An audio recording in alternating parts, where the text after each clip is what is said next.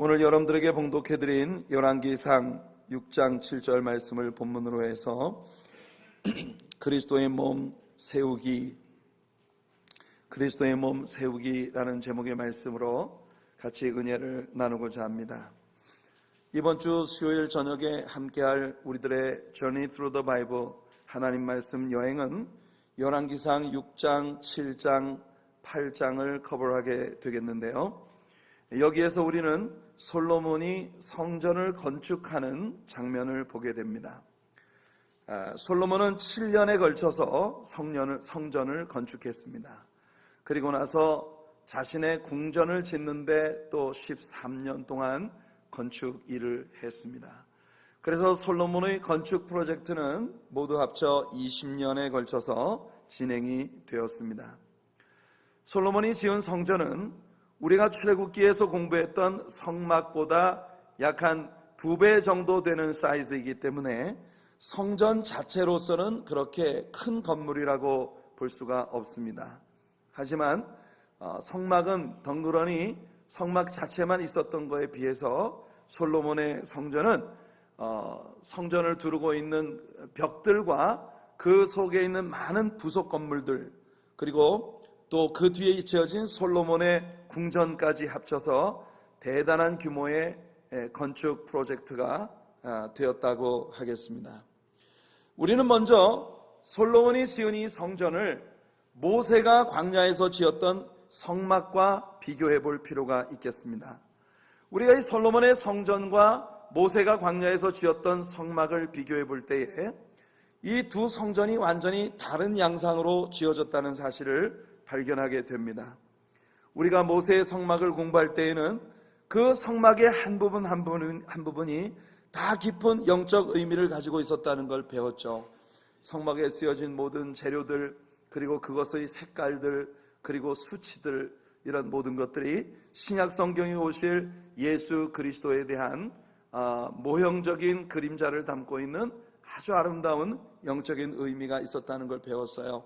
동쪽으로 문이 하나만 난 것은 바로 그 동쪽에 자리를 잡은 유다 지파로부터 구원의 유일한 문이 되어주시는 예수 그리스도가 오신다는 걸 보여주는 그림이었고, 성막들에 들어서면 번제단이 보이는데 노시라는 금속으로 만들어진 번제단은 하나님의 모든 인류의 죄에 대한 심판과 저주가 예수 그리스도의 십자가 위에 쏟아진 것을 보여주는 그런 그림이라고 했습니다. 그 번제단에서 죽임당한 어린 양으로서 예수 그리스도의 피로 우리가 의롭다 하심을 받고, 그 번제단과 성소 사이에 있는 물두멍, 노수로 되어진 물두멍, 여인들의 거울을 녹여서 만들었던 바로 그 노수로 만든 물두멍은 하나님의 말씀으로 우리를 정결케 하여 주셔서 우리로 하여금 하나님과의 교제가 있는 성소를 향해 나아갈 수 있는 자격을 갖게 하신다는 그런 예표가 있음을 보았습니다. 성소, 지상교회를 상징하는 성소 안에는 3가지 퍼니처리 있었는데요. 왼쪽에 있는 순금등대는 성령의 기름 부으심을 따라 예수 그리스도를 빛내는 성도의 빛된 생활, 맞은편에 있었던 떡상은 아침 저녁으로 우리들의 양식이 되시기 위해 우리에게 오신 우리의 만나이신 생명의 양식이신 예수 그리스도를 보여주는 것이고, 그 다음에 전면에 있었던 금향단은 성도의 기도 생활을 예표하는 것이라는 걸 배웠습니다. 성소와 지성소 사이를 가로막고 있는 휘장은 하나님이 임재해 계신 곳에 아무도 우리가 갈 수 없다는 것을 보여주는 그런 장벽이었습니다. 그런데 예수 그리스도가 십자가에 피 흘려 죽으실 때 그 성소의 휘장이 위에서 아래로 갈라져 완전히 둘이 되므로 예수님의 십자가로 말미암아 우리들이 하나님과 다시 교제가 가능한 존재가 되었다는 것을 보여준 그림이었죠. 언약궤, 이제 그 예수님을 통해서 하나님이 그곳에 임재해 계신다고 약속하신 그런 약속의 장소입니다. 그 언약궤 속에는 3가지 물건이 들어있었는데 우리의 생명의 양식이신 예수 그리스도를 상징하는 만나 한 오멜이 들어있는 항아리와 또 우리의 왕이 되어주시는 우리의 통치자, 우리의 법이신 예수 그리스도를 예표하는 십계명의 2돌판, 그리고 우리의 영원한 대제사장이신 예수 그리스도를 보여주는 아론의 쌍난 지팡이, 이 언약궤 속에 하나님의 영광이 임재해 계셨는데 누구라도 그 영광을 직접 대면하면 다 죽을 수밖에 없습니다. 왜냐하면 우린 죄인이기 때문이죠. 그래서 하나님께서 죽음을 당하지 않도록 뚜껑을 해덮게 하셨는데 그것이 바로 mercy seat, 은혜를 베푸시는 장소라는 의미가 있는 시은좌라고 불렀습니다. 그 위에 있었던 두 그룹 천사들의 모든 모습, 그 그룹들의 날개 아래에서 우리의 죄를 덮어주시고 우리를 용서하시고 우리를 만나주시마 약속하신 하나님과의 만남이 있었던 곳, 성막은 그 문에서부터 그 성막을 덮고 있는 앙장들에 이르기까지 모든 구조들이 이와 같이 예수 그리스도를 보여주는 아름다운 그림이었습니다. 이것은 어떤 학자의 그런 개인적인 설명이 아니라 신약 성경이 직접적으로 이 성막이 이와 같은 의미들을 가지고 있었다고 우리에게 가르쳐준 바로 그런 부분이죠. 하지만 솔로몬이 지었던 성전은 광야에 지어진 성막보다 훨씬 더 의리의리하고 영광스럽고 아름다웠지만 신약 성경에서 그 천막으로 되어진 성막만큼 어떤 큰 의미가 부여되어지지 않은 것을 우리는 봅니다. 솔로몬의 성전은 성막과 많은 다른 점들을 가지고 있었는데요, 대부분이 그 규모에 있어서 다른 그런 양상을 띠고 있습니다. 성막은 한마디로 임시용 텐트였습니다. 하나님의 영광의 구름이 떠오르면 즉시 접어서 출발을 했다가 하나님의 구름 기둥이 불 기둥이 한 자리를 차지하면 그 다음에 거기다가 즉시 성막을 치고 성막을 중심으로 이스라엘의 캠프가 이루어지는, 그렇게 임시로 쳤었던 일종의 천막이었죠. 하지만 솔로몬이 지은 성전은 천막이 아니고 아주 탄탄한 건물이었습니다. 아주 견고하게 건축되어진 그런 건물이었어요. 여러분들이 이 그림에서 보시는 것처럼 말입니다. 대리석 바닥으로 되어진, 그리고 그 위에 아주 굉장한 그 재료들을 사용을 해서 아주 호화롭게 지어진 그런 건축물입니다. 성막에는 창문도 없었고 바닥도 없었습니다. 단순히 흙바닥 위에 세워진 일종의 텐트였지만 솔로몬이 지은 성전은 저렇게 대리석 돌로 깔끔하게 단장되어진 바닥도 있었고 또 아름다운 현관, 폴치가 있었고 붙박이 창문도 만들어져 있는 그런 건물이에요. 솔로몬은 지성소의 두 그룹을 감람나무로 만들어 버렸습니다. 옛날 성막에서 지성소의 언약궤 위에 있었던 정금으로 만들어진 시운자 위에 있었던 두 그룹의 형상과는 달리 감람나무로 크게 그룹들을 만들어 세우고 그 아래에 언약궤를 이제 자리 잡게 한 것입니다. 현관에서 성소로 들어가는 입구에는 두 개의 큰 기둥이 서 있었는데요, 이 기둥들의 이름은 야긴과 보아스라는 이름을 갖고 있었습니다. 야긴이라고 하는 이름의 의미는 He will establish, 그가 세우신다라는 그런 의미를 가지고 있고요, 보아스라는 의미는 우리가 룻기에서 보아스라는 인물을 통해 배웠듯이 In him is strength, 오직 주님 안에 능력이 있다라고 하는 의미를 가지고 있는 이름입니다. 이 두 기둥이 우리들에게 굉장히 중요한 의미를 갖습니다. 여러분, 우리가 하나님의 성전으로 세워지는 것, 교회가 교회되고 성도가 성도될 수 있는 것은 우리의 기둥이신 여호와 하나님께서 우리들의 안전이 되어주시고 우리들의 힘이 되어주실 때 우리는 세움을 받을 수 있다는 것입니다. 뿐만 아니라 여러분들 신약 성경에 보니까 바울 사도는 베드로라든지 바나바라든지 이런 교회 지도자들을 교회의 기둥이라고 불렀습니다. 예수 그리스도가 여러분들의 삶을 세워주는 기둥이셨듯이 여러분들을 또한 이 땅에 그리스도의 몸된 교회를 바치는 아름다운 기둥들로 쓰임받는 야긴과 보아스와 같은 그런 존재들이 되기를 예수님의 이름으로 축원해 드립니다. 가장 흥미로운 부분은 성막에는 물두멍이라고 하는, 아까도 말씀드린 것처럼 여인들의 거울을 녹여서 만드는 노수로 되어진 하나의 큰 대야가 있었어요. 거기에서 손을 씻고 발을 씻어야만 성소 안으로 들어갈 수 있었던 것입니다. 그런데 솔로몬의 성전에는 이 물두멍이 얼마나 컸는지 이 물두멍의 이름을 Molten Sea 이렇게 불렀습니다. 노바다라고 불렀어요. 바다라고 부를 만큼 그렇게 엄청난 규모의 노수로 만들어진 이제 물두멍이 있었는데, 이 물두멍은 송아지, 노수로 만들어진 송아지들이 떠받치고 있는 그런 아주 이 바다 같은 그런 큰 물두멍이 있었고, 그 외에도 바퀴를 달아서 성전의 이곳저곳으로 옮겨 다니며 사용할 수 있었던 바퀴가 달린 작은 물두멍이 10개나 만들어져 있었습니다. 번제단은 성막과는 달리 지성소와 거의 같은 크기로 만들어졌어요. 역대하 4장 1절을 보시면. 그리고 성막에는 7가지의 촛대가 오직 하나만 있었지만 솔로몬의 성전에는 10개나 자리를 잡고 있었습니다. 그래서 이 성전 안에 있었던 7개의 가지를 가진 이 촛대가 메노라라고 하는 이름으로 불리워지고, 바로 이 메노라라고 하는 것이 이스라엘이라고 하는 국가를 상징하는 그런 그 엠블렘으로 이렇게 사용이 되게 된 것이에요.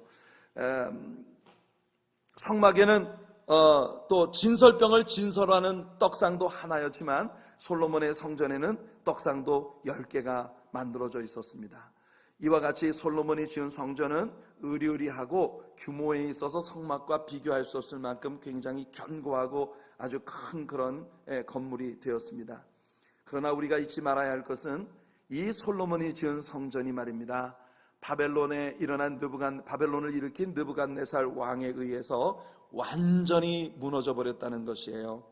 그 외에도 한때 하나님의 임재의 현장으로 쓰임을 받았던 포로 시대 이후에 재건 성전, 스룹바벨에 의해서 재건되어진 이 재건 성전도, 또한 예수님 당시에 헤롯 왕에 의해서 지어졌던 헤롯 성전도 결국 이스라엘 백성들이 죄에 빠질 때에 하나님의 영광이 그들을 떠나버리심으로 그 영광을 완전히 상실해 버렸다는 것입니다.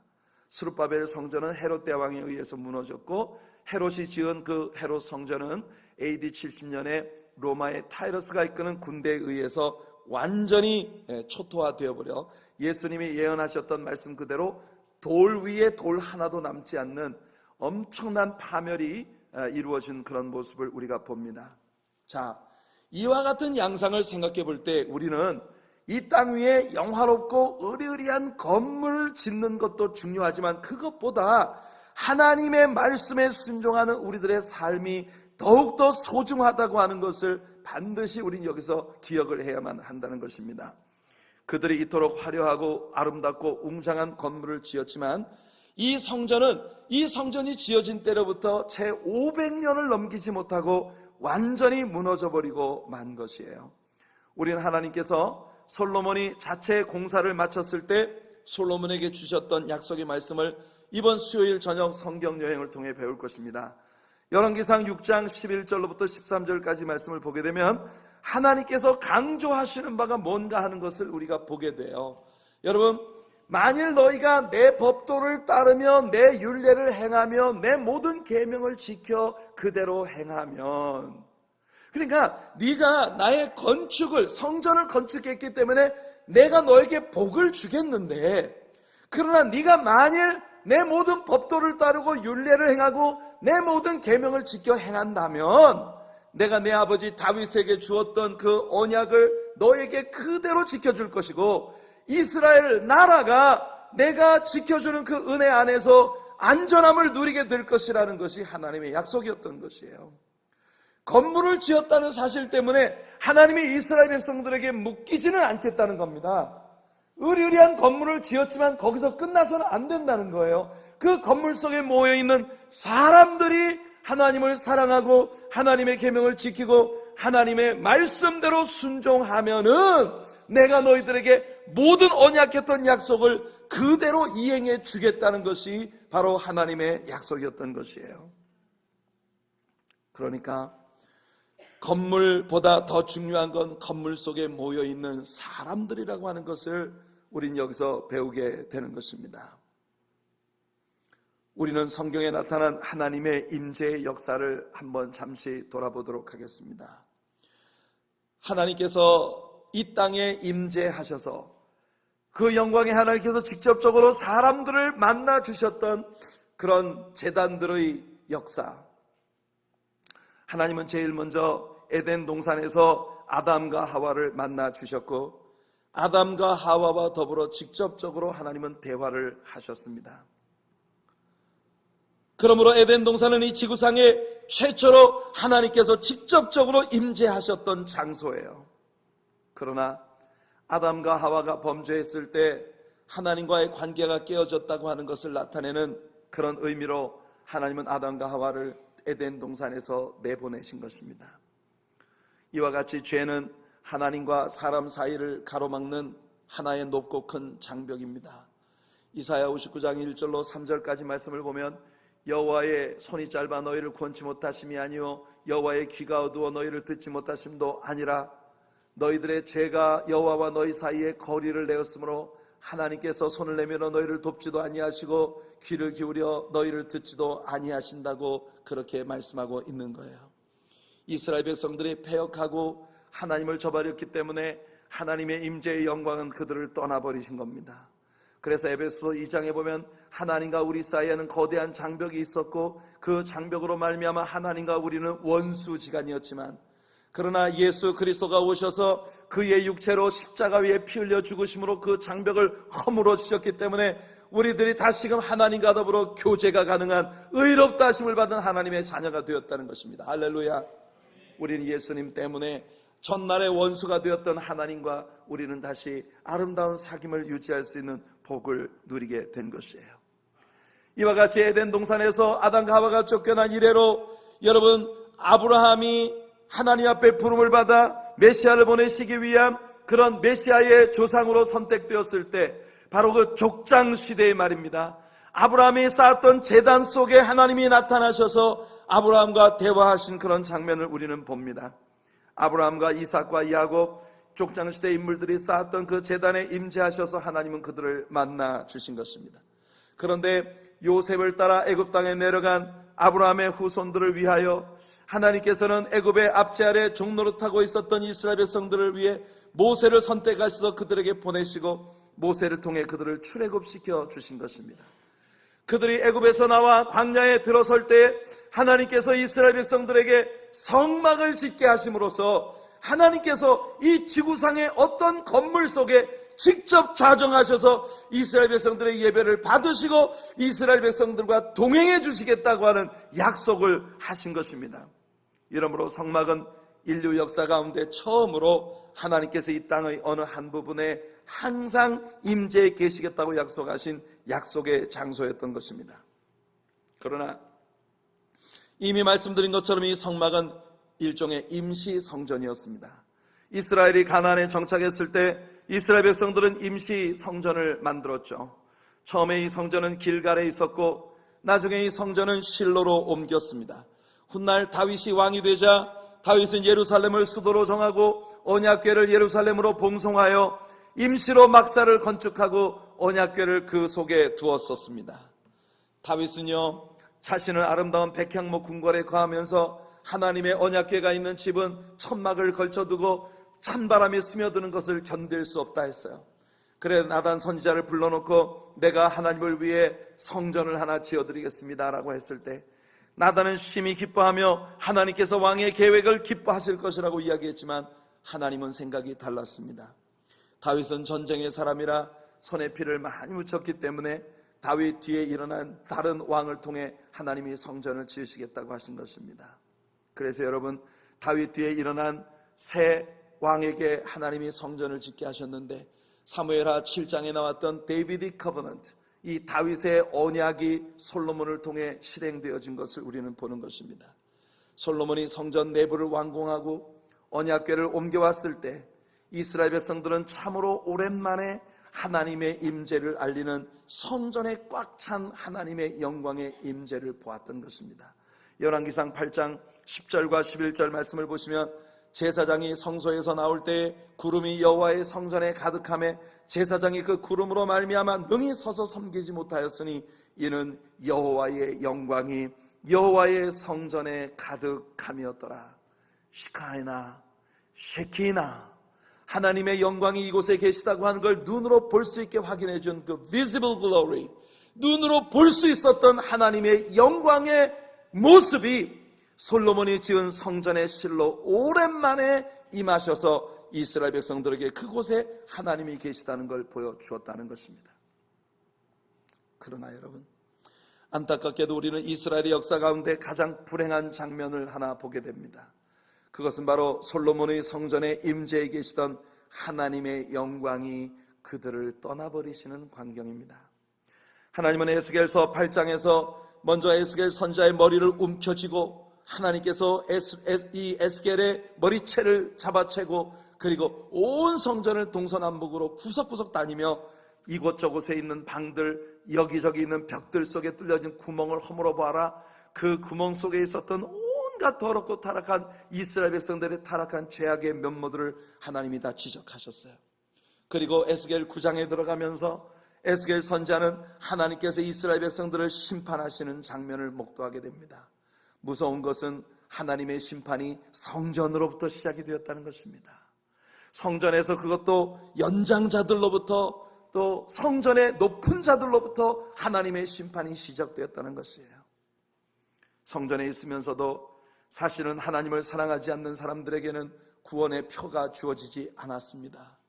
여러분, 이렇게 하나님의 성전으로부터 하나님의 심판이 시작되는 모습이 보여지고 난 다음, 그리고 에스겔 10장에서 드디어 하나님께서 예루살렘 성전을 떠나시는 모습이 에스겔에게 보입니다. 먼저 10장 4절을 보면 하나님의 영광이 그룹 천사들 사이에서 떠올라 성전 문지방에 머무시는 광경이 나옵니다. 여러분, 하나님께서는 지금 이스라엘 백성들에게 말씀하고 계신 거예요. 얘들아, 나 떠난다, 나 간다, 나 간다니까, 나 안 잡아? 하나님은 지금 이스라엘 백성들을 떠나려 하십니다.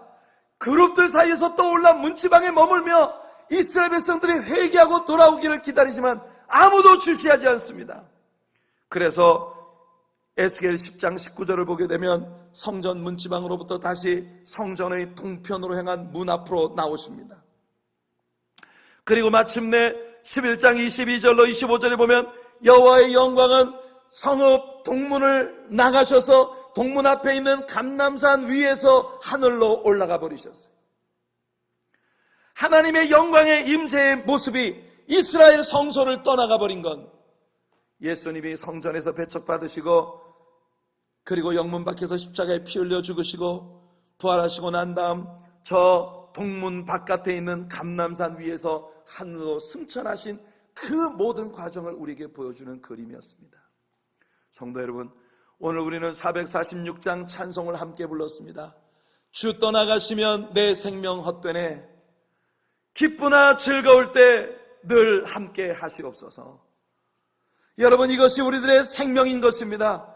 하나님의 영광이 우리를 떠나시면 우리는 아무것도 아닙니다. 주님 떠나버리시면 우리는 아무것도 아닙니다.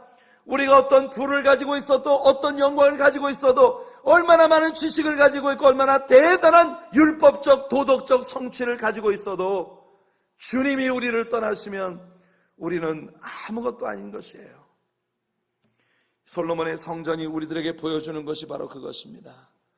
그래서 여러분, 이제 우리는 예수 그리스도의 몸을 세우는 것, 그리스도의 몸된 교회를 세우는 것, 이 부분에 대해서 함께 집중해 봅시다.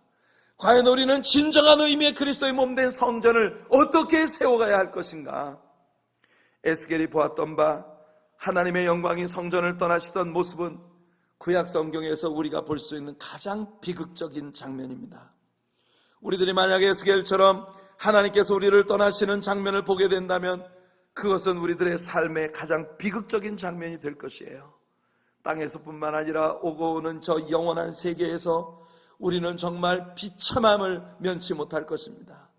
만일 우리가 하나님을 기쁘시게 못하는 삶을 살면 하나님의 영광이 우리들에게서 떠나시는 장면을 보게 될지도 모릅니다. 우리는 정신을 차려야 합니다. 라오디게아 교회를 향하여 예수님 말씀하셨습니다. 너희는 부자라 부유하여 부족한 것이 없다 하지만 내가 보기에 너희는 가련하다, 헐벗었다, 굶주렸다. 그러므로 안약을 사서 발라 먼 눈을 보게 하고 흰 옷을 사서 입어 벌거벗은 수치를 가리우게 하라. 라오디게아 교회는 현대 교회를 보여주는 그림입니다. 오늘날 너무나 많은 사람들이 교회 안에 있지만 진실로 우리 하나님과 아무런 연관이 없이 살고 있는 그런 모습들을 봅니다. 그러나 여러분, 우리 하나님은 실로 은혜의 하나님이시며 긍휼을 베풀기를 즐기시는 하나님이십니다. 하나님은 언약대로 그 아들 예수 그리스도를 이 땅에 보내어 주셨습니다.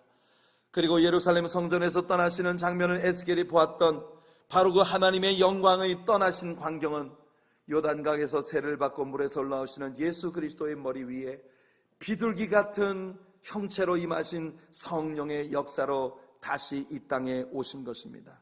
할렐루야. 요한의 설명에서 우리는 예수님을 통해 다시금 이 땅에 하나님의 임재의 영광이 이르게 된 것을 본 것이에요. 나아가 예수님은 하나님의 성전을 세우기 위한 머릿돌이 되어 주신 것입니다.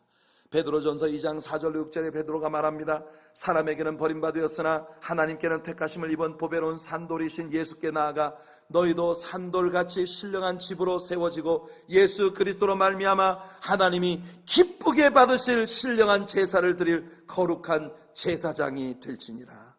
성경에 기록되었을 때 보라 내가 택한 보배로운 모퉁이 돌을 시온에 두노니 그를 믿는 자는 부끄러움을 당하지 아니하리라. 이러므로 오늘날에 와서 진실로 예수 그리스도를 모신 하나님의 자녀들 한 사람 한 사람이 바로 성전의 모퉁이 돌이 되신 예수 그리스도 위에 세워진 살아있는 예수님의 성전이 되는 것입니다. 믿습니까 여러분? 고린도전서 6장 19절과 20절에서 바울이 말합니다. 너희 몸은 너희가 하나님께로부터 받은 바 너희 가운데 계신 성령의 전인 줄을 알지 못하느냐? 너희는 너희 자신의 것이 아니라 값으로 산 것이 되었으니 그런즉 너희 몸으로 하나님께 영광을 돌려라. 우리는 그리스도의 성전입니다. 아멘. 우리는 예수님이 성령으로 말미암아 우리 안에 거하시는 우리 몸이 하나님의 성전이 된 것이에요. 이 집이 하나님의 성전이 아니라 이 집에 모여있는 우리들 한 사람 한 사람이 예수 그리스도의 진정한 성전이 된 것입니다. 거기서 끝나는 것이 아니라 그리스도의 몸된 성전이 우리들 한 사람 한 사람이 교회 공동체 안에 모여 교회 안에서 서로 연결되고 상합되어 예수 그리스도의 큰 몸을 이루어가는 것이에요. 에베소 2장 21절에서 바울이 말합니다. 그의 안에서 건물마다 서로 연결하여 주 안에서 성전이 되어가는 것이라고. 바로 우리들 한 사람 한 사람이 예수 그리스도의 몸된 성전으로서 함께 연결되고 연합하고 상합하여 우리들의 그리스도의 큰 몸된 성전을 이루어가는 것입니다. 여기서 우리 다시 본문으로 돌아가 봅시다. 오늘 우리가 읽은 본문 열왕기상 6장 7절, 이 성전은 건축할 때 돌을 그 뜨는 곳에서 다듬고 가져다가 건축하였으므로 건축하는 동안에 성전 속에서는 방망이나 도끼나 모든 철연장 소리가 들리지 아니하였다고 말합니다. 솔로몬은 하나님의 성전을 세워나갈 때 과거 아브라함이 이삭을 제물로 바치려 했던 그 모리아산, 그리고 다윗이 값주고 사서 오르난의 타작마당에 번제단을 쌓고 온역으로 온 이스라엘이 죽을 뻔했을 때 하나님의 진노를 멈추게 했던 바로 그 오르난의 타작마당, 그곳에 이 성전을 지은 것입니다. 솔로몬은 주로 돌을 사용해서 성전을 지었는데요, 오늘 본문은 그 돌을 캐내어 어떻게 성전을 지었는지를 보여주는 아름다운 그림입니다. 그들은 돌을 캐어낼 때 이미 다윗이 하나님께로부터 받았던 설계 도면에 따라 이 성전 제도의 규례대로 이 돌들을 캐낸 겁니다. 그리고 석수장이들에 의해서 채석장에서 벌써 그 제도대로 모든 돌들이 아주 아름답게 다듬어져서 성전 공사 현장으로 보내어졌다는 거예요. 그래서 성전 공사장에서는 방망이나 도끼나 철 연장 소리로 이 돌을 다듬는 시끄러운 소리가 전혀 들릴 필요가 없었다는 거예요. 그저 보내어진 순서대로 짜맞추기만 하면 조립식으로 이 솔로몬의 성전이 완공이 되었다는 것입니다. 이것은 우리들에게 오늘날의 그리스도의 몸된 성전이 되어진 우리들이 어떻게 신앙생활을 해야 할까를 잘 보여주는 너무나 아름다운 그림인 것입니다. 사랑하는 성도 여러분, 우리들 한 사람 한 사람은 바로 그리스도의 영이 함께 하시는 성전들입니다. 그리고 우리들이 서로 연결되어 그리스도의 몸을 이루어가는 것이에요. 이 성전을 이루어가는 데 있어 가장 중요한 것 하나는 뭐냐? 바로 하나님의 설계 도면에 순종하는 삶이 따라야 한다는 것입니다. 하나님의 설계 도면은 무엇을 말하는 것일까요? 바로 하나님의 말씀입니다. 하나님의 말씀을 통해서 우리는 다듬어지는 것입니다. 우리의 삶이 하나님의 말씀에 순종하고 철저히 하나님을 기쁘시게 하는 삶으로 다듬어져 갈 때에 그 말씀에 따라 다듬어진 아름다운 돌들인 우리 한 사람 한 사람이 교회 공동체 안에서 잘 들어맞아서 예수 그리스도의 몸된 아름다운 교회를 세워가는 귀한 역사가 우리들에게 나타나게 되는 것입니다. 그러나 불행히도 교회 속에 있는 하나님의 성전을 이루는 아름다운 돌들인 저와 여러분들이 아직도 다듬어지지 못한 부분이 있어서 하나님의 도면, 말씀에 따라 다듬어지지 못한 부분이 있어서 교회에서 우리는 자꾸 짝이 맞질 않아요. 그래서 이리저리 부딪히고 돌로 깨내고 철 연장 소리가 여기저기서 철끄덕철끄덕 요란한 전쟁방 같은 그런 소리를 내는 교회의 모습을 볼 때가 참 많다는 거예요. 이 세상에 있는 많은 교회들을 봅니다. 그 중에는 말입니다, 아주 조용히 뭘 하는 것 같지도 않게 아주 조용히 있지만 놀라운 하나님의 역사를 소리 소문 없이 이루어가는 능력 있는 교회들의 모습을 봅니다. 저는 우리 하나님의 사랑교회가 그런 교회가 되기를 바랍니다. 하지만 이 세상에 있는 많은 교회들은 아주 시끄럽고 요란한 소리를 냅니다. 그 소리들은 아직 다듬어지지 않은 사람들이 교회에 와서 비로소 깨어지고 부서지기 위해서 철연장과 도끼와 망치에 두드려 맞느라고 온 사방 여기저기 깨지는 시끄러운 소리들이 교회 안에 꽉 들어차 있는 거예요.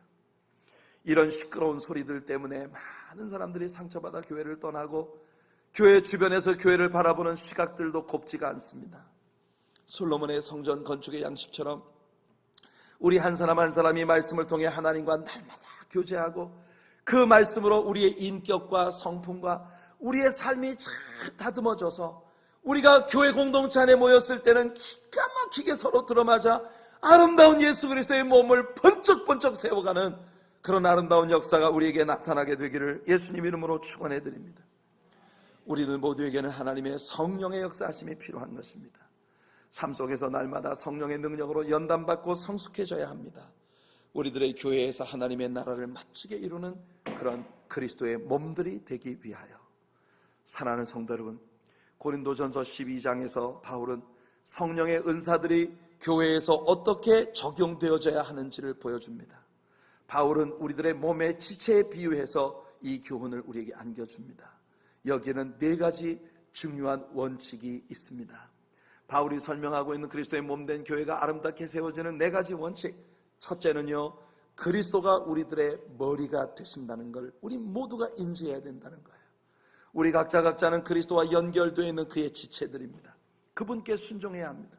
만일 우리 가운데 어떤 사람이 그리스도께 순종하지 않는다면 우리의 교회는 이상한 동작을 하며 여기저기가 시끄러운 소리를 내는 그런 교회가 되어버리고 말 거예요.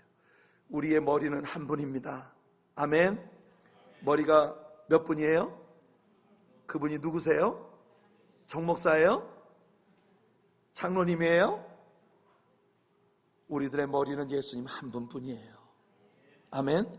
그 다음에 2번째로 바울이 우리에게 가르쳐주는 건 뭐냐면 우리 가운데 아무도 하나님께서 우리 교회에 주시는 사명에 대하여 뒤로 멀리 물러가서 이렇게 팔 접고 관망하는 자가 되어서는 안 된다는 거예요.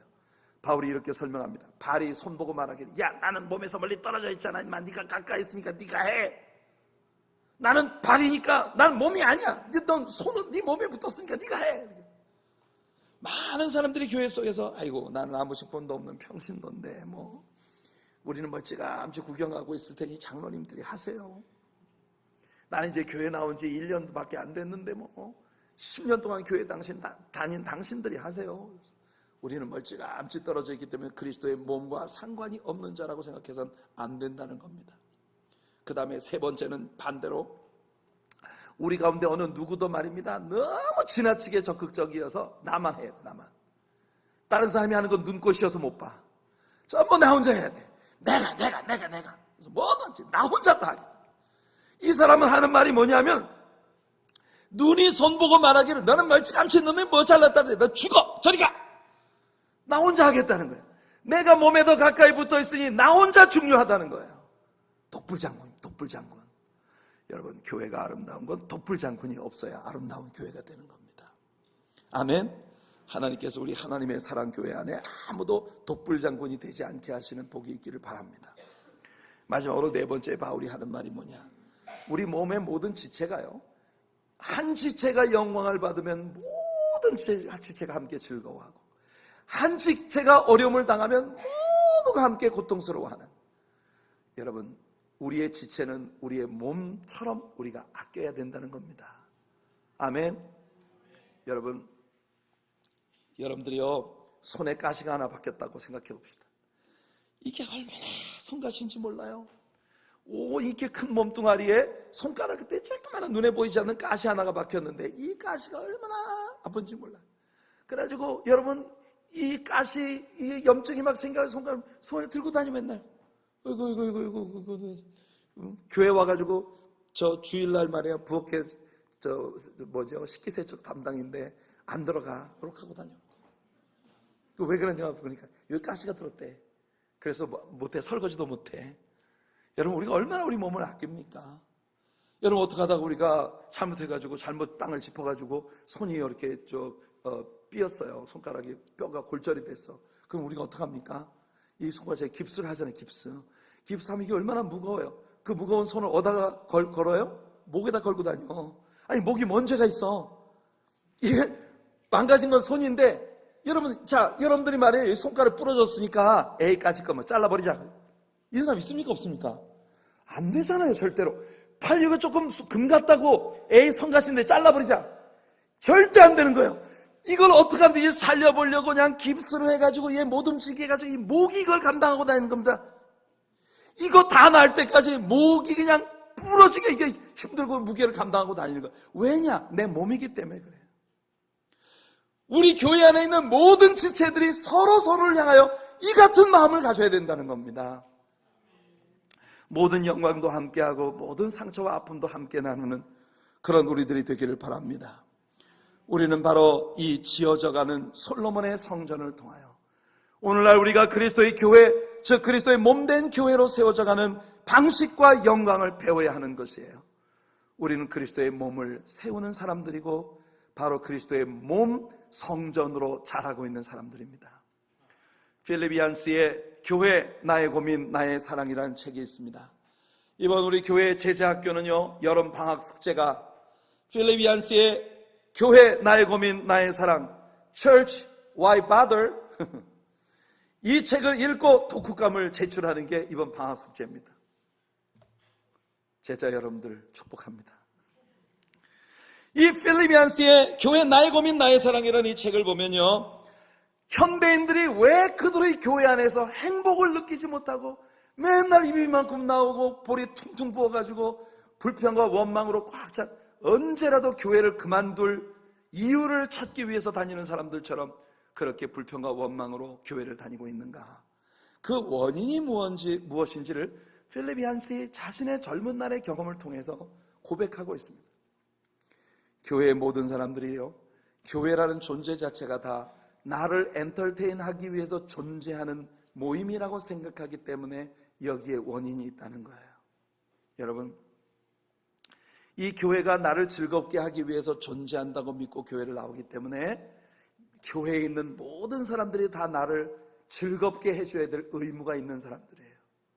그때부터 이 사람은 성전에 앉아서 채점표를 손에 들고 모든 것에 점수를 매기기 시작하는 재판관이 되는 겁니다. 오늘 목사님 설교는 10점 만점에 빵점. 뭔 설교가 저렇게 길어. 설교를 도대체 뭔 소리를 하는지 알아듣지도 못하겠네. 이러면서 목사님 설교에 점수를 매기는 거예요. 오늘 대표기도한 장로님의 대표기도는 10점 만점에 5점. 그래도 목사 설교보다 낫네 점수가. 장로님의 우리 전 장로님 기도를 말하는 게 아닙니다. 네. 우리 교회 오늘 성가대 찬양은 4점밖에 안 돼.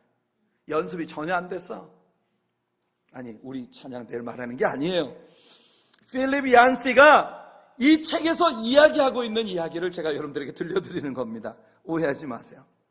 그러니까 이 사람은요 교회 안에 앉아가지고 이 모두가 내 마음을 만족시키기 위해서 모든 일을 하고 있다고 생각을 하니까 모든 게 마음에 안 드는 거야. 목사도 짜증나고 안내 쓰고 있는 집사님도 짜증나고 무슨 옷차림이 졌다고야 도대체. 그 앞에서 남을 주보 나눠주는 그 장로님은 뭐 그렇게 자세가 도도해. 이러면서 그냥 오늘 교회를 들어와서 문입구에서부터 예배 모든 게 다 짜증 폭발해. 그야말로 짜증 지대로네. 이렇게 되는 거예요. 그러니까 이렇게 화가 잔뜩 나가지는 예배를 드리는 거죠. 그러다가 이분이 드디어 하나님의 말씀을 공부하면서 예배라고 하는 것은, 교회라고 하는 것은 이 예배와 교회를 즐기는 컨그리게이션은 딱 한 분뿐이라는 사실을 알게 됩니다. 우리들 모두는 다 하나님을 기쁘시게 하기 위해 여기 있는 사람들이다. 성가대가 찬양을 할 때는 성가대의 찬양의 길을 그리며 그 노래의 가사들을 떠올리면서 나의 기도로 저 찬양을 함께 승화시키는 거예요. 장로님이 대표 기도를 할 때는 혼자 앉아 감상하는 것이 아니라 그 장로님의 구구절절히 그 기도 속에 내 자신의 영혼을 실어 하나님 앞에 올려드리는 거예요. 목사의 설교를 들을 때는 오늘 목사님 설교 얼마나 잘하나 앉아 구경하는 거 점수 매기는 사람이 아니라 그 입에서 나온 말씀 한 구절 한 구절이 오늘 살아계신 하나님이 나에게 주시는 생명의 말씀이라고 믿고 아멘 아멘 화답하면서 그 말씀 속으로 들어가 그 말씀을 살아내려고 할 때에 예배는 은혜가 될 수밖에 없고 축복이 될 수밖에 없고 모든 것이 다 행복할 수밖에 없는 거예요. 이 필립 얀시가 젊었을 때 그렇게 자기가 주인공이라고 생각을 하고 교회를 다닐 때는요, 교회라고 하는 공동체는 정말 한심하기 짝이 없는 이류 시인들과 삼류 음악가들이 함께 어우러져서 만들어내는 정말 졸작품이었다. 이게 필립 얀시의 고백입니다. 이류 시인들, 목사님은 설교하면서만 되도 않는 그렇게 시적인 표현을 하려고 저렇게 애를 써. 아이고 싸구려 시인 같아. 장로님 대표 기도하면서 시야 뭐야 막 이러는 거예요. 찬양대가 노래를 할 때 야 저런 노래를 듣자고 내가 저 필하모닉 오케스트라 가서 연주를 듣는 게 낫지. 뭐 교회 앉아가지고 내가 성가대 찬양을 듣고 이렇게 되는 겁니다. 그러니까 이류 시인과 삼류 음악가들의 합창이라 교회 예배가 이렇게 교만하고 도도했던 마음이 무너져 내리면서 여러분 그리스도의 몸된 교회는 바로 내 자신이라는 걸 알게 되고 교회가 가지고 있는 모든 상처와 아픔들이 다 나의 고민이 되고 내가 성장할 때 우리 교회는 아름다워진다는 사실을 알게 되고 그래서 나의 몸을 나의 삶을 주님 안에서 은혜롭게 갖고 가는 것이에요. 필립 얀시가 지금은 저 콜로라도에 있는 한 교회를 다니고 있는데요, 그 교회 담임 목사님에게 어떤 사람이 와서 말을 했답니다. 한 사람이 와가지고 목사님을 보고 하는 말이 야 목사님 교회가 멋집니다. 우와 교회가 진짜 멋있네요. 그랬더니 그 목사님이 그분을 보고 하시는 말씀이 그렇죠, 알아주셔서 감사합니다. 제가요 운동도 좀 하고 다이어트도 좀 하고 살 좀 뺐어요. 멋있죠? 이렇게 답변을 했다는 거예요. 목사님이. 야 필립 얀시가 다니는 교회 목사님 될만 하죠? 여러분 이 대화의 내용을 아직도 캐치를 못하시고 계신가요? 이 사람은요 교회 으리으리한 성전을 구경하면서 야 이 건물 멋있다 이렇게 했는데 목사님은요 진짜 성전은 이게 아니고 바로 이 성전을 섬기는 내가 진짜 성전입니다. 그 이야기를 하고 있는 거예요. 알아주셔서 감사합니다. 제가 요즘에 그냥 땀 흘리며 운동도 하고 다이어트도 하고 살 좀 뺐거든요. 여러분, 여러분이 교회입니다. 여러분이 교회입니다. 그리스도의 몸 세우기, 오늘 이 설교의 중심은 바로 여기 있는 거예요. 필립 얀시는 그 책에서 이렇게 고백합니다. 교회 안에 예배를 드릴 때마다 교회 안에 모여있는 성도들을 휘 둘러보면서 그런 생각을 했대요. 우리 주님께서 모험을 하셔도 아주 위험한 모험을 하시는구나. 그게 무슨 말이냐 하면 우리 하나님께서 이 성전 안에 모여있는 사람들의 모습을 통하여 당신의 영광을 세상에 나타내기로 결정하셨다는 거죠. 그게 얼마나 위험한 모험인가. 왜? 성전 안에 모여있는 우리들 자신을 바라볼 때 우리는 아직도 전혀 준비가 되어 있지 않은 그런 아주 모자란 사람들 같이 보인다는 말이에요.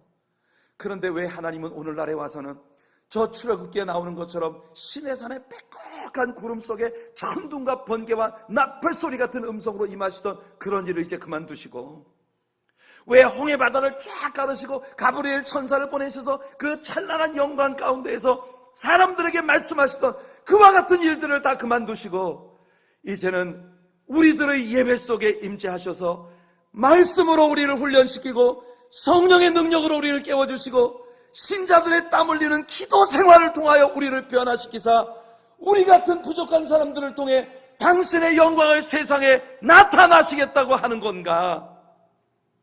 필립 얀시는 이 책에서 하나님이 모험을 해도 아주 위험한 모험을 하시는구나 생각하지만 하나님은 그 모험에 늘 보기 좋게 성공하시는 하나님이시라는 겁니다. 오늘 저와 여러분들이 이곳에 있는 이유는요, 우리 하나님을 기쁘시게 하기 위함입니다. 정목사 오늘 땀 뻘뻘 흘리며 찬양 인도하고, 참 어려운 그런 찬양 인도한다고 목도 쉬고 설교한다고 땀 뻘뻘 흘리면서 여러분들 앞에 서 있습니다. 여러분들을 엔터테인하기 위한 것이 아니라 이 말씀을 기뻐하시면서 우리 아들 잘한다, 옳거니 우리 아들 잘한다, 이렇게 하고 기뻐하실 우리 하나님의 기쁨을 위해 저는 여러분들에게 설교를 하고 있는 거예요. 여러분들이 이 설교에 아멘 아멘 하면서 하나님 우리가 잘 배우고 있습니다, 우리 하나님 기쁘시게 하는 겁니다. 대표 기도하신 우리 전장로님도 하나님 기쁘시게 하려고 열심히 준비해서 기도하시고, 우리 성도들 아멘 아멘 하면서 하나님 한 분을 기쁘시게 하는 거예요. 우리 성가대 오늘 찬양이 얼마나 멋있었습니까? 이 아름다운 찬양 열심히 준비해서 하나님 앞에 찬양하고, 우리들 다 성가대의 찬양에 아멘 화답하며 하나님께 영광을 돌리는 거예요. 우리의 예배에서 영광 받으실 분은 하나님 한 분뿐입니다. 요즘 단기 선교를 위한 특별 새벽 기도를 하면서 우리 하박국을 배우고 있는데, 하박국을 통해 우리 참 많은 은혜를 받습니다. 하박국은 정말 완전치 못한 사람이었어요. 하나님과의 관계 속에서 해결받지 못한 불만스러운 문제들이 많았던 사람입니다. 그런데도 불구하고 하나님은 그 사람을 들어서 쓰셨습니다. 이게 주님의 영광입니다. 그리스도의 몸 세우기, 우리는 그 중심에 있는 것이에요. 여러분 모두가 그리스도의 몸을 세우는 보아스와 야긴 같은 기둥이 되시기를 바라며, 성령의 능력으로 예수 그리스도의 몸으로 변해가는 아름다운 변화가 우리들의 삶에 날마다 있어지기를 바랍니다. 이 땅에 세워진 의리의리한 성전은 시간이 지나면 무너지겠지만, 우리들의 심령 속에 지어진 여호와의 아름다운 성전은 영원히 하나님의 나라에서까지 이어지게 될 것입니다. 예수 그리스도의 몸을 건강하게 세웁시다. 할렐루야. 기도하겠습니다.